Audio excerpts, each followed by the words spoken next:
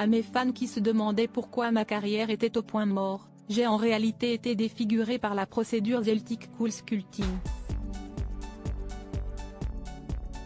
En septembre dernier, Linda Evangelista sortait du silence pour faire de tristes révélations.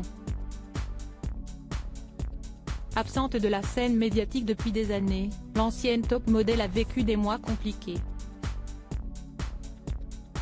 Après cette opération, qui promet de détruire les cellules graisseuses du visage et du corps, elle s'est retrouvée déformée. Cela a fait grandir, au lieu de réduire, mes cellules graisseuses, ce qui m'a rendue déformée de manière permanente, même après avoir subi 2 chirurgies réparatrices douloureuses. On m'a laissé méconnaissable. Après avoir passé des années à se cacher, Linda Evangelista a annoncé en février dernier qu'elle avait fini de vivre dans la honte. Ce mercredi 29 juin, elle a été aperçue dans les rues de New York. Sur les photos dévoilées par le Daily Mail, on la découvre en pantalon de survêtement noir, veste en jean, démaquillée, ses cheveux attachés en chignon. On découvre également le nouveau visage de Linda Evangelista, plus bouffi qu'autrefois. Mais elle a retrouvé le sourire qu'elle avait perdu après son opération. Dans un long communiqué, elle révélait en effet avoir traversé une très mauvaise passe après avoir contracté une hyperplasie adipeuse paradoxale, qui entraîne la formation d'une masse graisseuse plus protubérante au site même de l'intervention.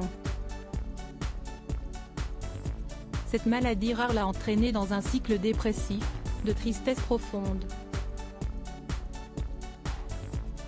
Depuis cette procédure esthétique, Linda Evangelista est devenue recluse et a décidé de poursuivre la clinique où elle avait été prise en charge, qu'elle accuse de ne pas l'avoir alertée sur les risques encourus. Linda Evangelista, pourquoi elle a déposé plainte?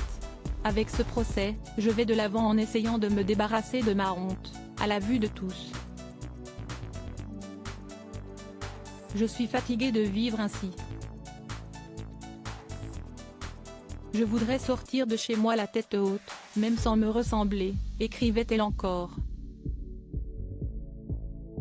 Dans les colonnes de People, elle expliquait avait intenté une action en justice contre la société mère de CoolSculpting, Celtic Aesthetics Incorporée, et réclamait 50 millions de dollars de dommages et intérêts car elle était incapable de travailler depuis cette procédure. Un représentant de CoolSculpting a alors répondu, la procédure a été bien étudiée avec plus de 100 publications scientifiques et plus de 11 millions de traitements effectués dans le monde. Selon la société, les effets secondaires continuent d'être bien documentés dans les informations CoolSculpting destinées aux patients et aux prestataires de soins de santé.